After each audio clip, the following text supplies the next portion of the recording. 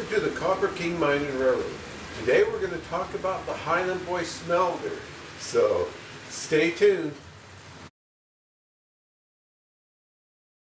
The short life of the Highland Boy Smelter. We're going to talk about the short life of the Highland Boy Smelter that was in Murray, Utah. Now we have some great pictures of that smelter, so I will show you these pictures and talk about the history of the Highland Boy Smelter. The photos show the construction and then the destruction of that smelter. The story begins with the history of the Highland Boy Mine at Bingham Canyon. The Highland Boy Mine was up Carfork Canyon.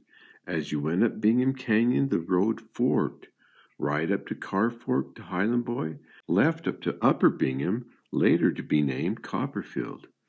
The claim was first located in 1873. Gold, silver, lead were the first ores mined. Samuel Newhouse purchased the property and will form the Utah Consolidated Gold Mines, October 3rd, 1896. It was the turn of the century. Now copper was in demand.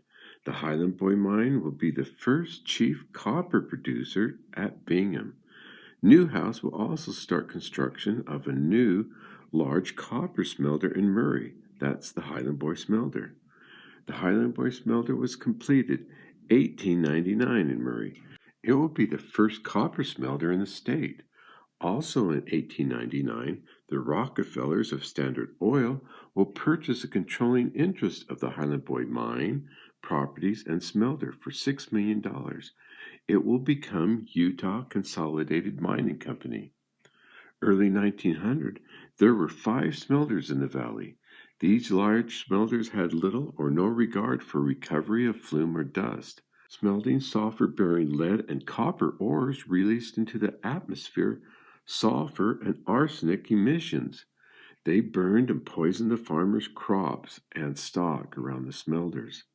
In 1904, David McCleary and several other farmers brought lawsuits against the smelters. The first smoke nuisance case, McCleary versus Highland Boy. Now many other cases will follow. After appeals on November 1906, the court supported the farmers. The smelters ordered to implement pollution controls.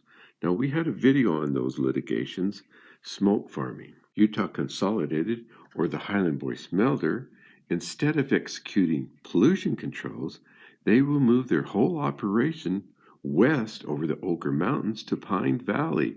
That's in Tooele.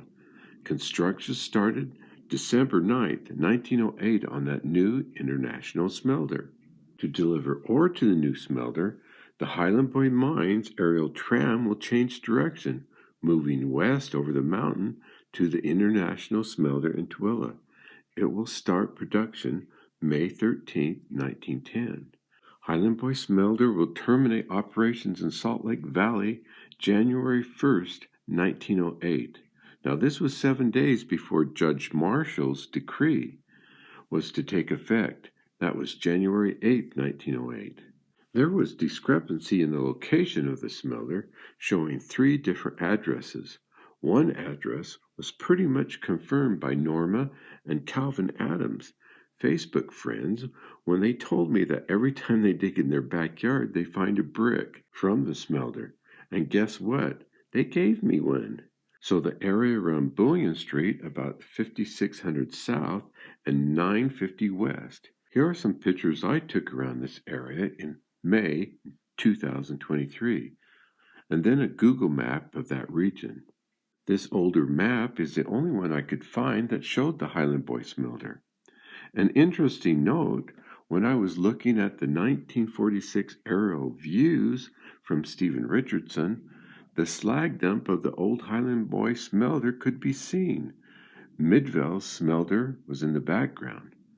The picture was taken from 4800 South. The house in the photo is still there.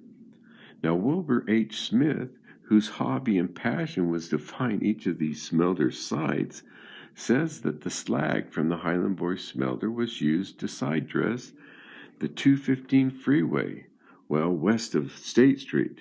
That portion was completed in 1976.